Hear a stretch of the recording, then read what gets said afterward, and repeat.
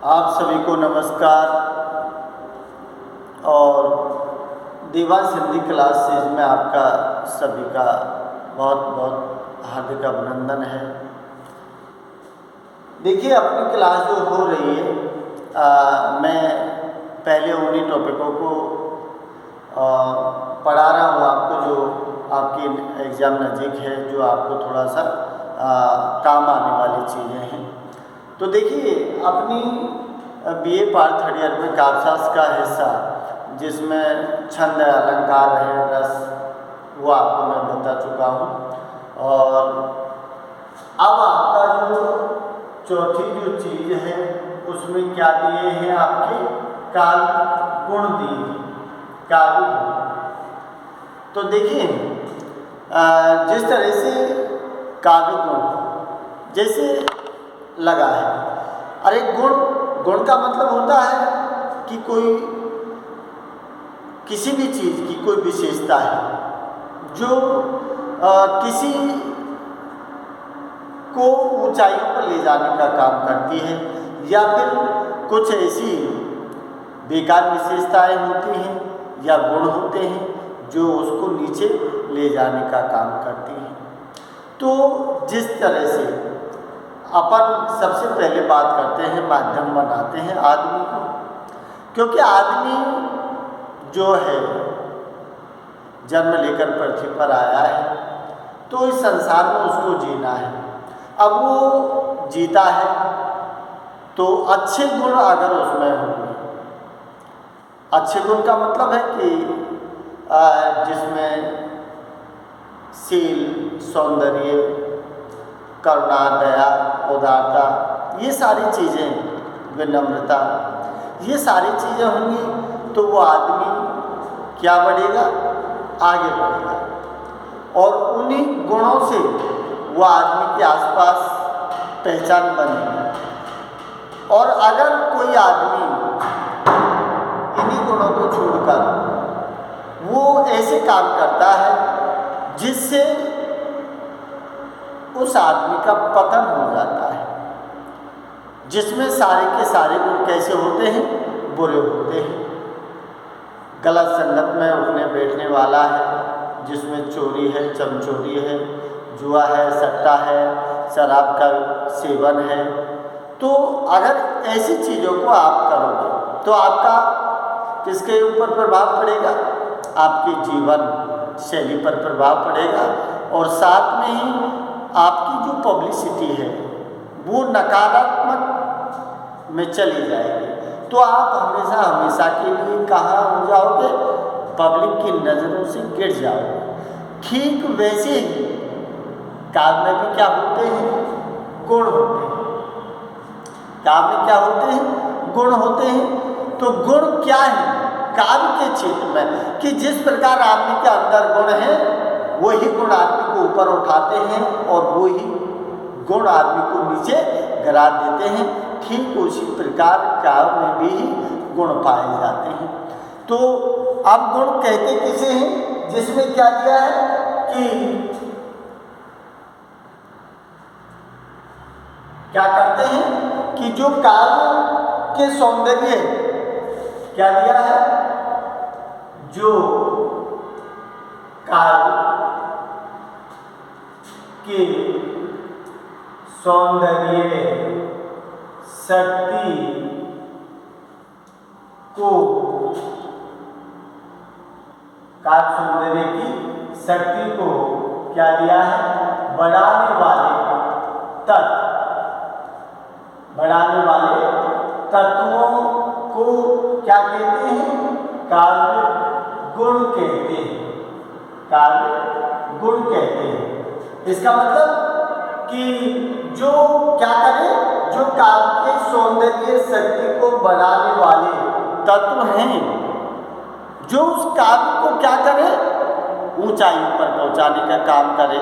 या फिर आप सब बोल सकते हैं कि ऐसे तत्व जो किसी काव्य को, दूसरे शब्दों में आप कैसे लिख सकते हो, ऐसे तत्व जो काव्य को उत्कर्ष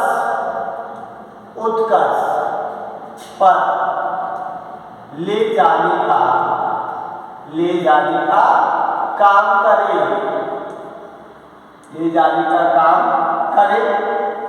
उत्कर्ष, उत्कर्ष का मतलब है ऊंचाई पर, ऊंचाई। उत्कर्ष का मतलब क्या है? ऊंचाई पर। अरे ऐसे तत्व, बात वही है जो ऊपर लिखी है कि जो काव्य के सौंदर्य शक्ति को बढ़ाने वाले जो तत्व होते हैं ना, उनको काव्य गुण कहते हैं। ये आपने क्या लिखा है कि ऐसे तत्व जो काव्य को क्या करे? उत्कर्ष पर ले जाने का काम। उत्कर्ष का मतलब है कि ऐसे तत्व जो काव्य को ऊंचाई पर ले जाने का काम करते हैं, वही तो अच्छे गुण होंगे। अच्छे गुण होंगे काव्य में तो वो कहाँ जाएगा? ऊंचाई पर जाएगा। अगर काव्य में अच्छे गुण नहीं है तो काव्य ऊंचाई पर नहीं जाएगा। काव्य अधो अवनत कि नीचे गिर जाएगा। किसके? गुण के अभाव में।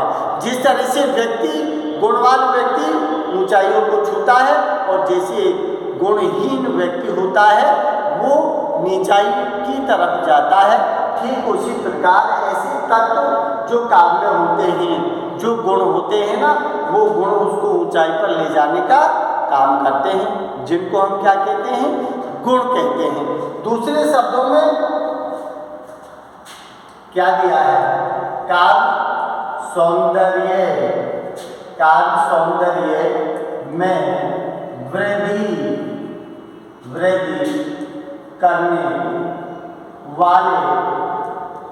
वृद्धि करने वाले धर्म को क्या कहते हैं? गुण कहते हैं। अरे बात वही है जो इन तीनों चीजों में लिखी है, बात एक ही है। लेकिन जो कवि हैं, उन कवि लेखक जो आचार्य हैं, उनका अलग अलग तरीका है अपनी अपनी बात को स्पष्ट करने का। बात वही है कि काव्य सौंदर्य में वृद्धि करने वाले धर्म जो होते हैं, काव्य सौंदर्य में वृद्धि करने वाले जो धर्म हैं, उस धर्म को क्या बोला है? गुण बोला है। अरे धर्म है वही किसकी ओर संकेत करते हैं?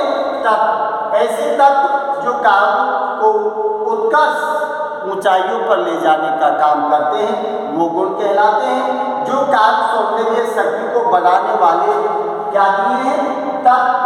तत्व को काव्य गुण कहते हैं। बात वही है, समझ रहे हो आप? अर्थात मोटे शब्दों में आप ये ध्यान रखना है कि काव्य गुण क्या होता है? जो काव्य को ऊंचाइयों पर ले जाने का काम करता है। समझ लो आप, मोटे तौर से क्या दिया है कि ऐसे तत्व जो किसी काव्य को उत्कर्ष ऊंचाइयों पर ले जाने का काम करे, वो काव्य का गुण कहलाता है। क्योंकि गुण अच्छा होगा तभी वो ऊंचाइयों पर जाएगा। अगर गुण बुरा होगा तो काव्य ऊंचाई पर नहीं पहुंचेगा। ये ध्यान रखना। अब देखिए, गुण के विषय में अलग अलग क्या दिया है कि गुण के विषय में अलग अलग सिद्धांत दिए हैं। गुण के विषय में अलग अलग सिद्धांत दिए हैं, जिसमें आपने पढ़ा होगा। क्या दिया है? जिसमें एक तो दिया है आपका कौन? पहला कौन? आचार्य। कौन दिया है? भरत मुनि। आचार्य भरत मुनि। और कौन दिया है? आचार्य एक कौन दिया है? दंडी। एक कौन दिया है? दंडी। और एक कौन दिया है?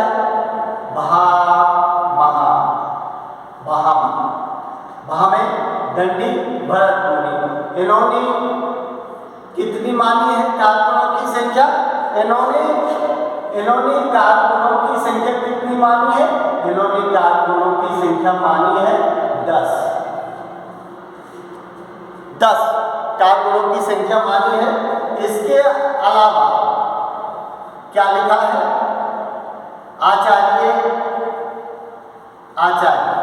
क्या लिखा है? आचार्य लिखा है वामन। आचार्य वामन ने कारकुनों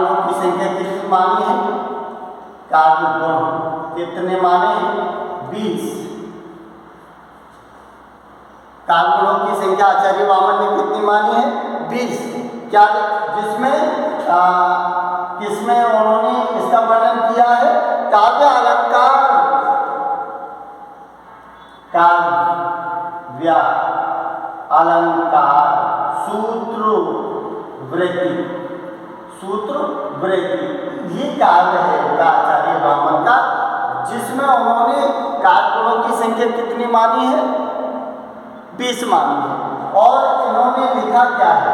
इन्होंने क्या दिया है? काव्य शोभाया, काव्य क्या दिया है? शोभाया। क्या दिया है?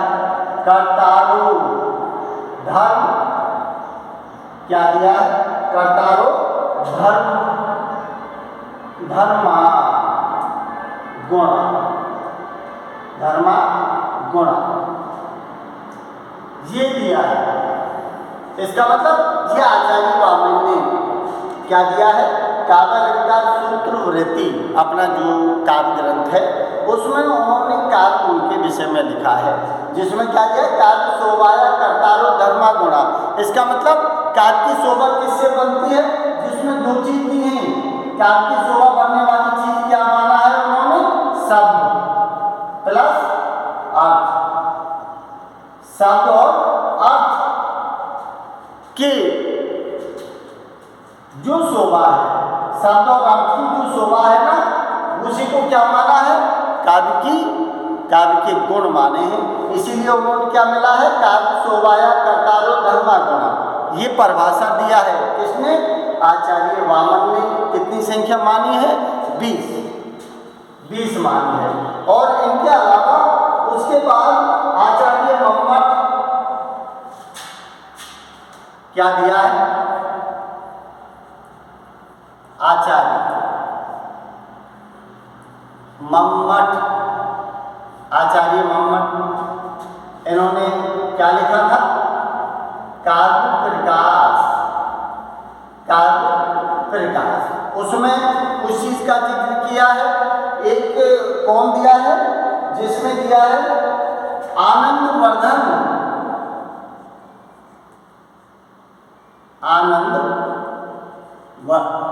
आनंदवर्धन। एक कौन दिया है?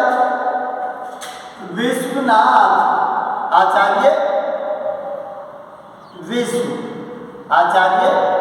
विश्वनाथ, आचार्य विश्वनाथ। और एक लिखा है पंडित जगन्नाथ। ये तीनों ने कितने माने हैं? आचार्य मम्मट और आनंदवर्धन और विश्वनाथ। इन्होंने कारगुणों की संख्या, कार गुणों की संख्या कितनी मानी है? 3। कारगुणों की संख्या कितनी मानी है? 3।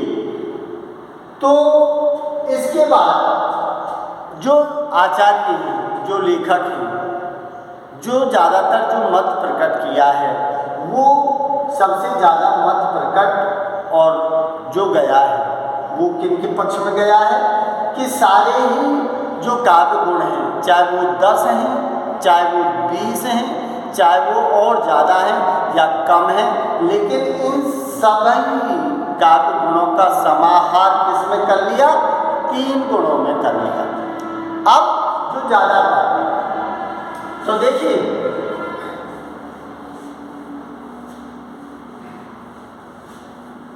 क्या दिया है?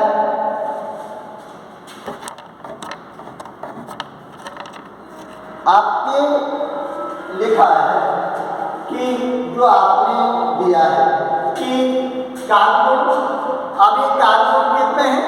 जैसे किसी ने 10 माना है, किसी ने 20 माना है, किसी ने 3 माना है, लेकिन ज़्यादातर कौन सा मत है? जो आचार्य मम्मट का है, आनंदवर्धन का है, ठीक है, और विश्वनाथ का है, और इसी में पंडित जगन्नाथ का मत भी इसी में दिया है। तो ज़्यादातर चाहे वो 10 हैं चाहे 20 हैं, तो सबको मिला के सबका समाहार, काव्य गुणों का समाहार, समाहार कर दिया, समाहार कर दिया। और समाहार करके कार्य गुणों की संख्या कितनी रह गई? 3। तो जितने ज़्यादातर जो आचार्य हैं, जो लेखक हैं, जिन्होंने अपने काव्य गुणों का जो वर्णन किया है, वो ज़्यादातर सारे ही गुणों का समाहार करके काव्य गुणों की संख्या कितने निर्धारित कर दी गई? 3 निर्धारित कर दी गई। अब वो कौन कौन से हैं वो देखिए आपको। काव्य गुण जिसमें क्या दिए हैं? काव्य गुण 3, काव्य गुण 3। तो पहला काव्य गुण क्या है? जिसका दिया है ओज गुण। क्या दिया है? ओज गुण दिया है। और दूसरा क्या दिया है? माधुर्य गुण। और तीसरा क्या दिया है? प्रसाद गुण। ये 3 गुण हैं आपके काव्य में।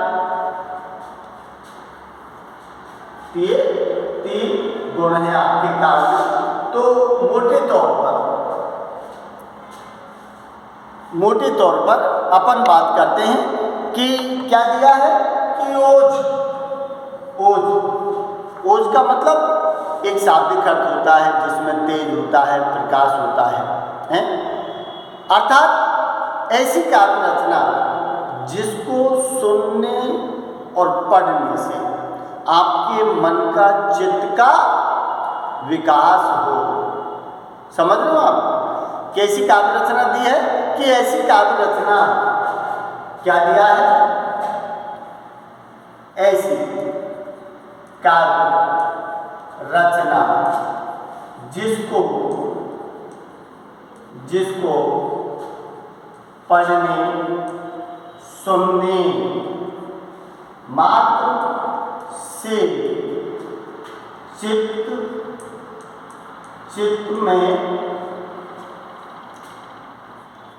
में जोश, उमंग, उत्साह, क्या दिया है? उमंग, जोश, उत्साह का संचार हो।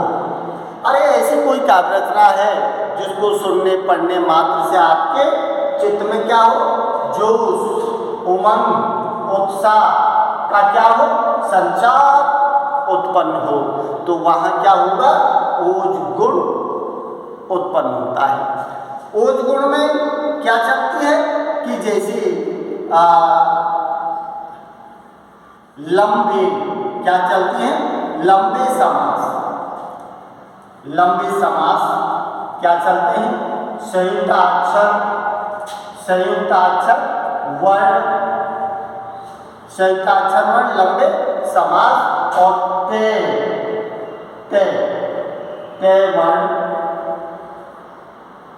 वर्ण की ध्वनि अधिक दिखाई देती है। कौन से रसों में ये पाए जाते हैं? रस आप देख लीजिए।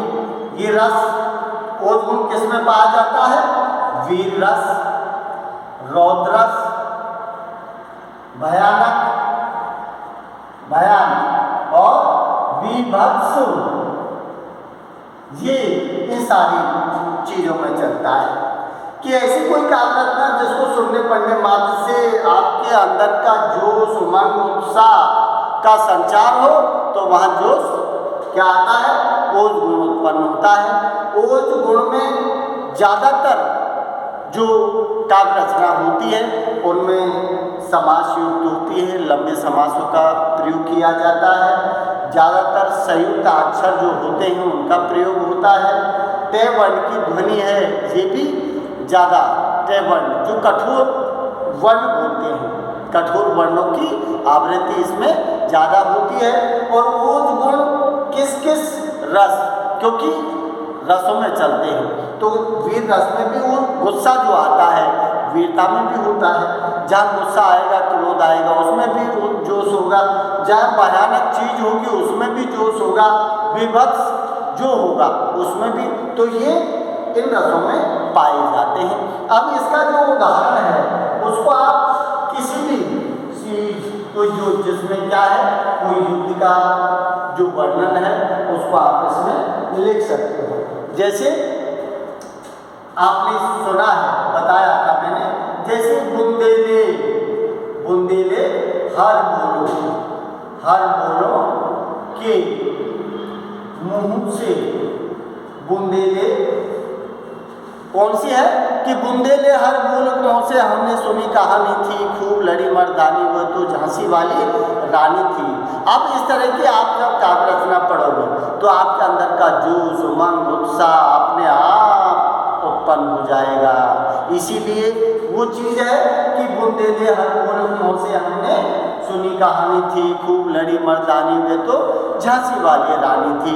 किसकी? युद्ध की भयानकता को देखकर भी उत्पन्न होता है। तो एक उदाहरण उसका देख लो, इसमें दिया है, क्या दिया है रुंड, है रुंड गिरे, है रुंड गिरे, गज क्या दिया है, गज झुंड गिरे, क्या दिया है, फट फट अग्नि, फट फट अग्नि, फट फट अग्नि पर क्या दिया है, सुंड गिरे, सुंड गिरे, भू पर, भू पर है विकल, भू पर है विकल, वितुंड, वितुंड गिरे, क्या दिया है, लड़ते, लड़ते, लड़ते अरि, अरि क्या दिया है, अरि झुंड गिरे। तो ये क्या है, ये आपका क्या है कि ये युद्ध की भयानकता का उदाहरण दिया है, जिसमें क्या दिया है कि बुंदे है रुंड गिरे, है का मतलब जानते हो। ऐसे जो काव्य रचना होती है उनमें आप जब तक समझ नहीं पाओगे, जब तक आप अर्थ को, जो पद है उस पद में जो शब्द दिए उनके अर्थ को नहीं समझ पाओगे तो उसकी भयानकता भी आपके दिमाग में नहीं बैठ पाएगी। तो देखिए यहाँ क्या दिया है कि है रुंड गिरे, गज झुंड गिरे, फट फट अग्नि पर सुंड गिरे। देखिए समझिए, है रुंड, है का मतलब होता है घोड़ा। अरे युद्ध जब होता है तो है रुंड, है का मतलब कि घोड़े, तलवार से घोड़े के सिर कट गए, वो गिरे। गज झुंड गिरे, गज, गज माने हाथी, हाथियों का झुंड। अरे युद्ध की विभीषिका को दिखाया है तो जिसमें हाथी घोड़े के सिर कटा, नीचे गिरा, और गज झुंड हाथियों का झुंड है वो गिरे। क्या दिया, फट फट अग्नि पर, फट फट।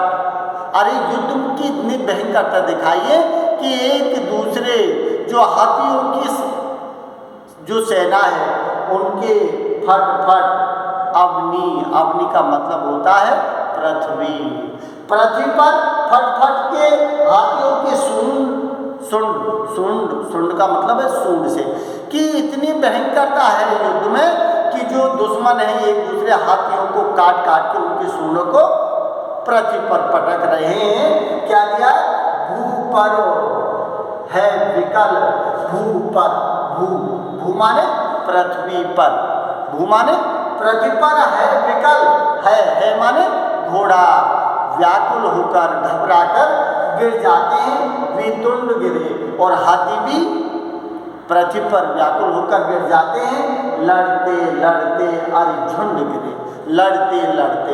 और जो आपस में जब अरि का मतलब होता है शत्रु या दुश्मन, कि क्योंकि अब एक दूसरे के दुश्मन होते हैं लड़ते समय, तो लड़ते लड़ते अरि झुंड गिरे, कि जो दुश्मनों के झुंड थे वो लड़ते लड़ते पृथ्वी पर गिर गए। तो ये इसमें क्या है, इसमें सारी चीज दी है, जिसमें वीर रस भी है, ठीक है, जिसमें क्या है, जिसमें भूत रस भी है, जिसमें क्या दिया है,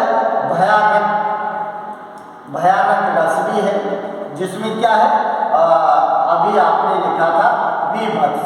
सारे के सारे रस जो है इसमें समाये हुए हैं, क्योंकि ये रस किसमें चलते हैं, ओज गुण में चलते हैं। तो वीरता भी दिखाई दे रही है, उनका क्रोध भी दिखाई दे रहा है, युद्ध की भयानकता भी दिखाई दे रही है, और विभत्स रस जो है ना वो भी आपके दिखाई दे रहा है। तो ये इस प्रकार की जो काव्य रचना है वो ओज गुण से परिपूर्ण होती है। अब देखिए दूसरा,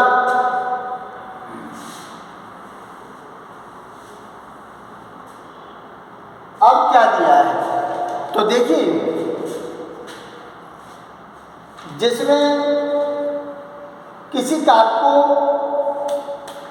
आपने पढ़ा है, क्या दिया है, अब आपकी चालू क्या होती है, माधुर्य गुण, क्योंकि कार्य के अंतर्गत कितने हैं, 3 गुण हैं, ध्यान रखना, जिसमें पहला ओज गुण है, दूसरा माधुर्य गुण है और तीसरा प्रसाद गुण है। तो ये क्या है, माधुर्य गुण, इसका मतलब ऐसी काव्य रचना जिसको पढ़ने, क्या दिया है, पढ़ने